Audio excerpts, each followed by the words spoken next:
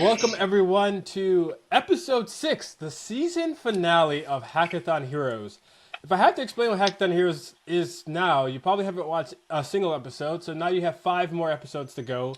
But Hackathon Heroes is a interview series that I put together, interviewing people who've had success at Web3 hackathons. However you define success. And today, as in all hackathons, it ends with coming to a judge and presenting your hackathon or presenting how well you've done. So I've got someone special that has also participated as a judge and as a hacker at hackathons. Etta, welcome to Hackathon Heroes. Thank you. Thank you so much for having me. I'm excited to be the last episode of the season It's a and special a lot to honor. talk about. Exactly. I feel on the spot now. Cool. Well, to put you on the spot, so normally I like to do like a little slow rise of interviews, some general questions. But since I want to make sure, we get the important parts in because, watch time is very hard to secure. I want to ask you one thing straight up, really quickly. And that is, you do yoga, that's correct, right? Correct. I do yoga as well. I'm a big proponent. You can see some of my yoga on this channel. Does yoga make you a better Web3 developer?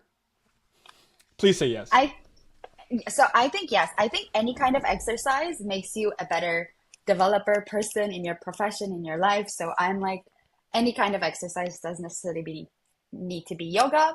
I love yoga, so I would say yes to that as well. But any kind of exercise that you can do consistently, I think has like a 20x return. Perfect. You hear that now? 20x. So those are all the people who Yeah. drop watching the video after like 2 minutes. We got the important part out there. So everything else is just going to be cake on cake. So it's perfect. Well, to actually start the real questions around the Web3 Hackathon Heroes. Normally I like to start with just understanding what their why is. Like, why do you keep coming to Web3 hackathons? Why do you hack? Why do you judge? So what's your why, Etta? Yeah, that's a really good question. So I get a lot of questions at hackathons, but this was like I didn't get a why before, honestly. Oh, Uh, nice. so yeah, I kind of, for me, I really enjoy going to hackathons because, well, you meet a lot of people, you understand what are the important technologies that people are building with, and you get direct feedback. Like if you're working on like a product, you can get direct feedback. I just feel like it's a place where you get a lot of ideas. It could be like on what to build, on like what you're doing at the moment, on like what are the next trend, like trend technologies. So yeah, like I feel like every time I go to hackathon, I come back with like a full notepad of like 20 different ideas and people that happen there. Nice. I think that's a great point about. I think a lot of people think about what to go with the hackathon too, but like what you get back from the hackathon. Many people don't realize that if they've never done a hackathon before. So I guess what at your last hackathon, maybe give some ideas of like what was in that notepad that you, from the last hackathon you did. So I think I was hacking at 3 or 4 hackathons. And my last hackathon was LFGO, Eat Global's LFGO hackathon. So it was an online remote hackathon where we went in together with my close friends Carlos and Shiv. We're all part of the Build Guild, and Nice. yeah, it was our first time experimenting with the Go stablecoin. But I feel like because it was 2 weeks long, like usually hackathons are like a weekend. When it was 2 weeks long, we actually were able to like brainstorm like a good idea. Good in like for us, it was really good. If you And then don't we think your kind own of ideas are good, then I mean, why I have think them? it was great. I thought our first hackathon was gonna be a winner, but like, Yeah. so I think all like I was very in for it. So sometimes like when you're building it yourself, I feel like you can have like a different judgment.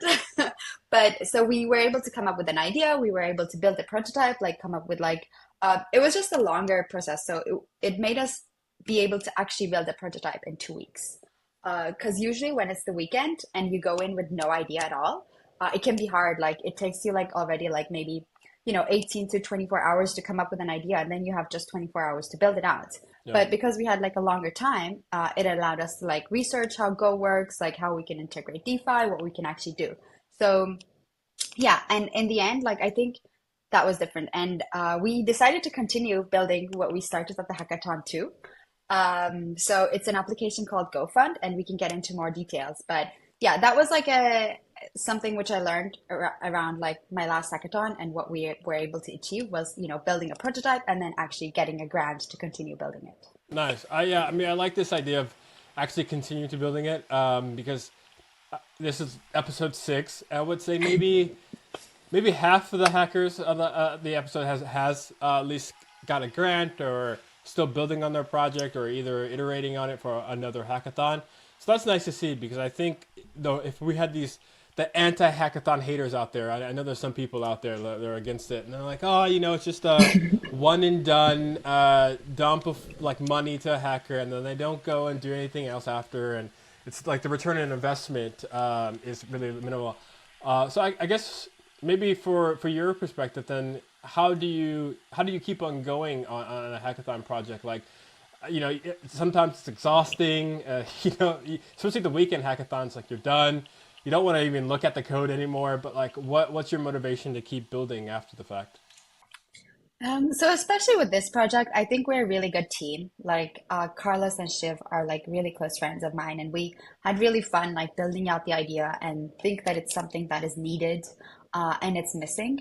So it was actually like a quite easy decision. We like ended the hackathon and we're like, oh my God, like this was like super fun. Like um, it was remote as well, so like we Yeah. were in very different time zones, like India, Spain, and New York times. So, but we somehow like managed to make it work, and it was really smooth because we got along really well. And I feel like if you have like a really good team and like you come up with the idea, and then it's just very easy to continue building on it. So it didn't feel at all like an extra task. Like sometimes I get overwhelmed with like in real life events because like it's way more like people and you're there for Yeah. only like a short amount of time. But especially because it was remote and like people who I really enjoyed both working with professionally and like close relationship as friends as well, it was just a very easy decision. Nice. And that brings up a good topic, I think, or like a debate amongst the hackathon culture, if that's a real thing or not. But of this like online versus remote hackathons, I think a lot of people I've heard struggle with either staying motivated or focused for these remote hackathons, so they prefer or find more success or at least enjoy the in-person hackathons better. I guess in terms of you've made this project on a remote hackathon and also continue building. So I'm going to put that as success as a label there. How did you sort of manage that from even from team members who are in different time zones? So that's a good question. I feel like so the advantage we had over there is that we had met before in real life hackathons. So because like we knew each other like and had met together and had been at hackathons together, I feel that that created the connection. So it didn't really matter like if you're remote or in real life together. Yeah. But if you are like if you don't know the person and then maybe you meet online, maybe you don't have that connection as you would as going to a hackathon. So I didn't really feel that it was a better or worse experience. I feel like remote really worked out for us because it's a longer time zone again, time frame again. Yeah. Um, yeah, I would say so. I also really enjoy going to in real life hackathons because again, like you meet those people which you can then become partners with for future hackathons too. But it is very costly, right? Like there's a huge trade-off if you're like coming. You spend quite a lot of money for travel, for like staying there. Maybe you could make a project that works out and that kind of covers the cost, but then maybe not as well. Right. So for people who don't have the opportunities, maybe like visa barriers, maybe like schools or maybe like works that they can't go to travel to a place for a weekend, remote hackathons make it just very much more easier to attend and be part of. So that's why I think remote hackathons really are very important. But of course, like if you can go to an in real life hackathon and meet the partners, like the people that are interested in similar topics, that's just like a huge plus. Nice. And is there any like hard tips that you or like strategy that you have for making that remote hackathon a success? Like, did you have like stand up meetings? Like, how did you actually keep organized? I imagine it's just like, did you just communicate through GitHub, like, or Telegram? What was it like to logistically get this to work?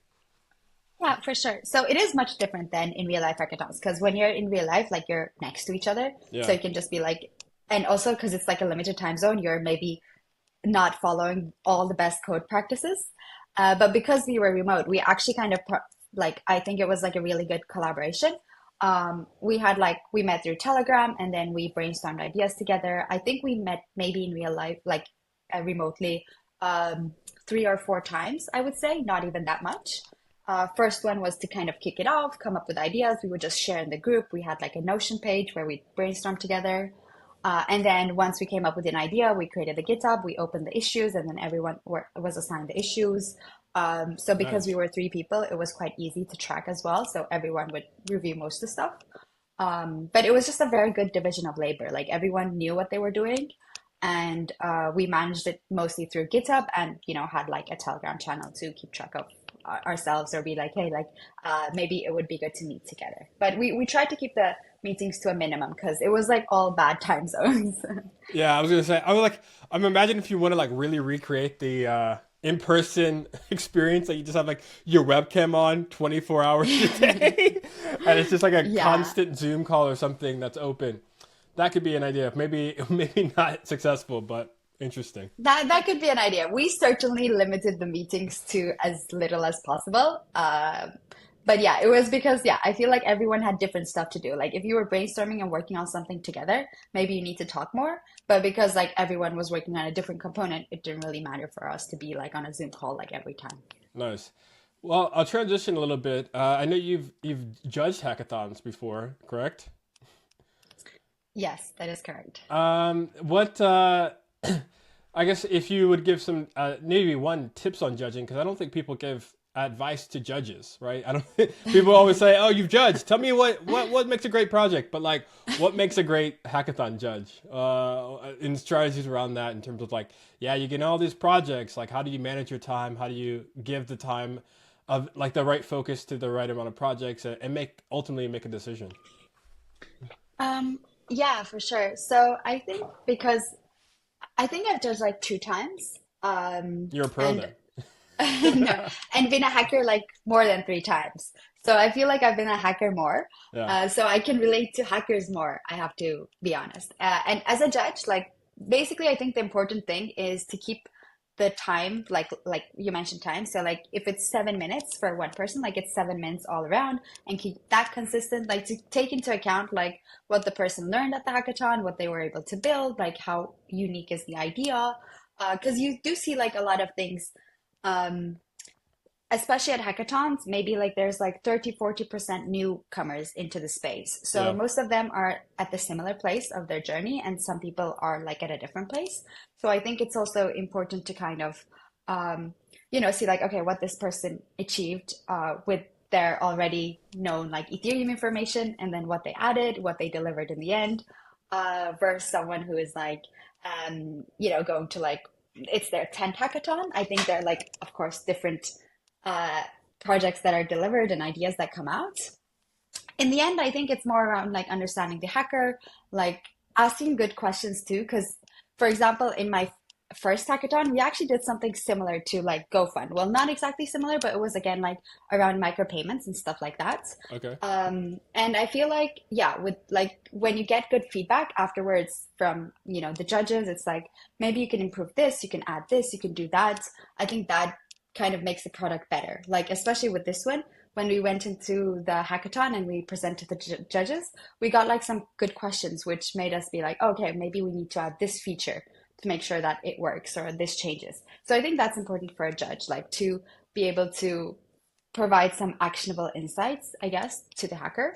Um, and yeah, this is coming from more like a hacker perspective as well. No, that's good. I mean, you played both the roles, so I think that's good. I think for judges to make a hackathon valuable, other outside of the bounty itself, which everyone wants, but it's also that feedback, and I think if like I said, there's that small group of people who hate hackathons. I'm probably not gonna ever watch this, so but if they did happen to accidentally watch this, I do think also it's like, yeah, maybe if you have a really great judging experience from X protocol, building on that protocol, maybe I don't know. This isn't my guess. Maybe a developer might be more open to building on the protocol further, or building on the project. So even giving the judging experience uh, some thought in terms of feedback, like you mentioned, I think is a good way to make it, I think, stickier for developers, if you will. Yeah, just to add on that, I think that's a great point, and that's maybe the most criticism that hackathons get is that it's more like a weekend project, which you don't continue. It's like a small prototyping environment, but then you Yeah. get the bounty, and then you move on to the next hackathon.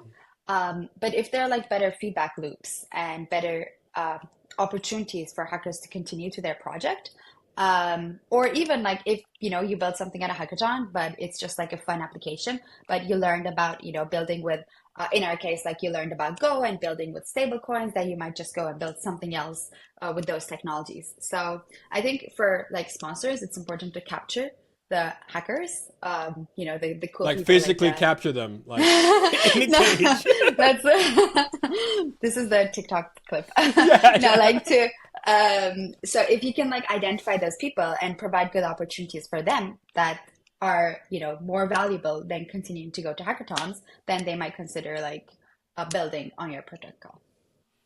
Sound advice. Well, we'll transition now to the actual project that you kind of did a preview on, which is GoFund. First of all, love the logo. How long did you?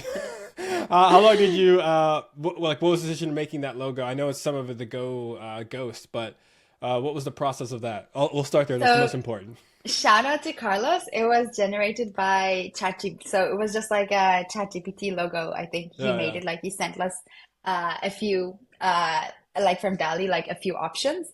And it was like a very AI automated logo. Love it, love it. I mean, yeah, I think there's no excuse now not to have logos or mascots or graphics. Like, I think my main motto now is that every hackathon project I'm gonna do, I want to have a mascot on it. Like, it's a custom mascot, because those little things you remember, those things you never know. So, but tell us about GoFund. What actually is that? See, it's a comprehensive treasury management for DAOs, which is a lot of words. But what did that actually mean in terms of what how would I use this as a user?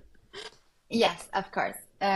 So just to give a bit of background, so the three of us, Carlos, Shiv, and I, we're part of Build Guild, and we work with a lot of developers and especially fund developers.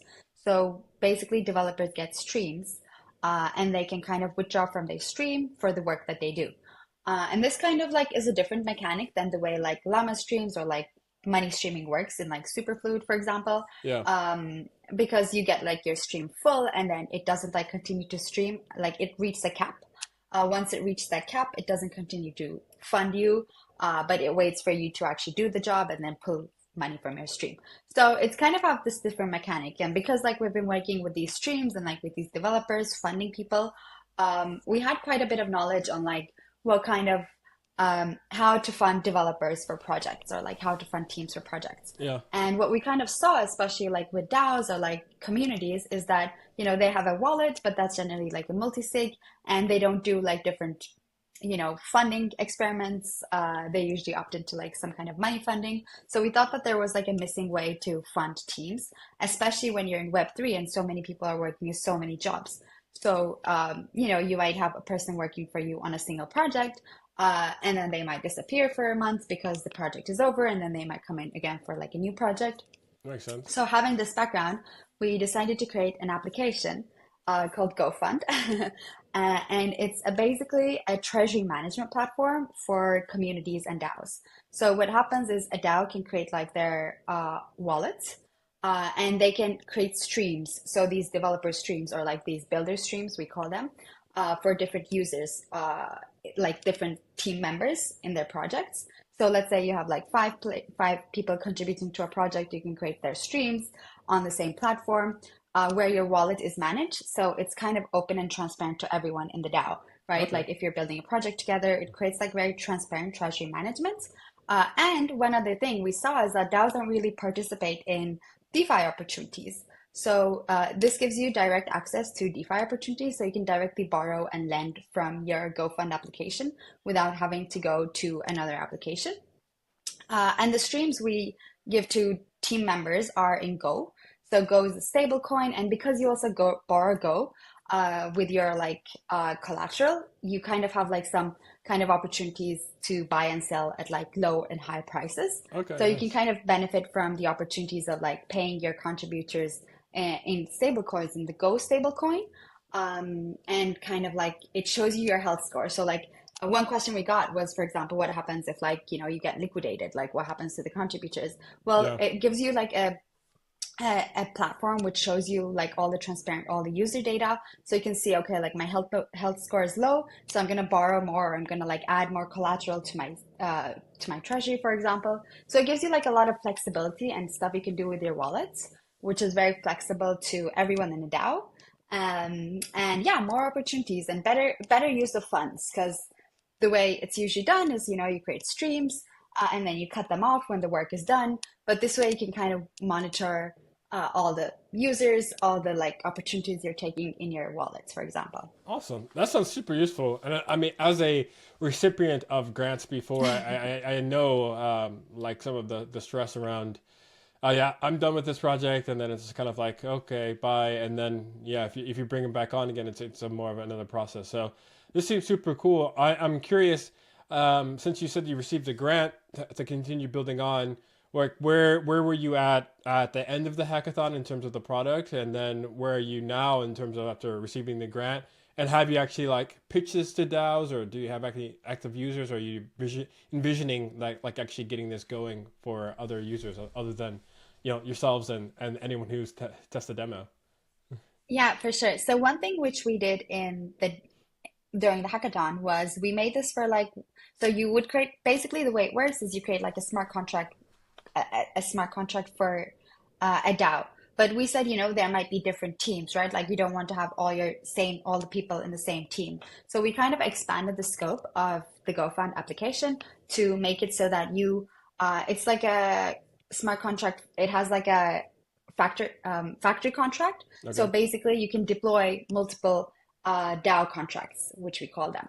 So it's kind of expanded. Instead of like being a single smart contract, we now give the user the opportunity to deploy as many smart contracts as they want. So this way you can create, one kind of treasury for, let's say, your finance team, one kind of treasury for your IT team, one for like, human resources, etc. So this kind of gives you more flexibility to kind of have different teams have their own management. Yeah. So that's kind of what we expanded on. And we changed, like we made it a lot more user friendly, like worked around with the UI changes. And we just recently almost finished like the key features. So we're still like testing and finishing the last pieces of development. And then, yes, the next step would be to kind of pitch it and to kind of give it a go, like see how Give DAOs it a can utilize go. this. I see. Exactly. That was an unintended pun. Yeah. But exactly. So that is the current stage of where we are at. Very nice, very nice. Well, that's amazing. Like I said, to see just even people continue building on their projects after hackathons is a great story. So we normally round out these interviews with it's kind of like a bit of a cliche, but like if there's any sort of mantra or philosophy or even like a quote that you would like to give someone in terms of finding success at hackathons or even just going to hackathons, what would that be? Yeah, I usually try to stay away from giving any kind of advice or so, because I feel like it's always good Great to kind of advice. go. This is an advice, which is kind of ironic, but I actually do have one thing to say here. Lovely. Is that basically a lot of people say, I don't have a team, I don't have an idea, I'm not sure if I want to go. I always say, I think you should go. If you don't like it, you'll just go to the hackathon and then you'll go back to your home or your hotel or wherever you're staying. Like, it's you meet a lot of people there, you meet like-minded people there. Like I feel like if you don't go, like it's by default like a no, like you don't build anything. But if you go, you might come up with like a really good idea, meet people. There's just so much benefits in being there in person, especially if you can. If you cannot, like even a remote is a great option. So I always advise, it's a great place to start. And one like if I were to start again, and I did kind of enter the ecosystem through a hackathon as well. Nice. So I highly suggest like everyone, if you can, just please go to a hackathon. Just go, just go. That's a solid advice, even for someone who doesn't like to give advice. I think that's really good advice. Perfect. So, as a theme, just go. What's the next hackathon for you? Have you gotten something already planned? So I have not gotten something already planned. I am yet to decide to go to EAT or not, but the Eat Global Brussels Hackathon could be a nice one to attend. Very nice. Well, if you are there, we wish you the best of luck. I will be there. And yeah, this was super great. Thanks, Etta, for your time. Thank you. Thank you so much for having me, Dan.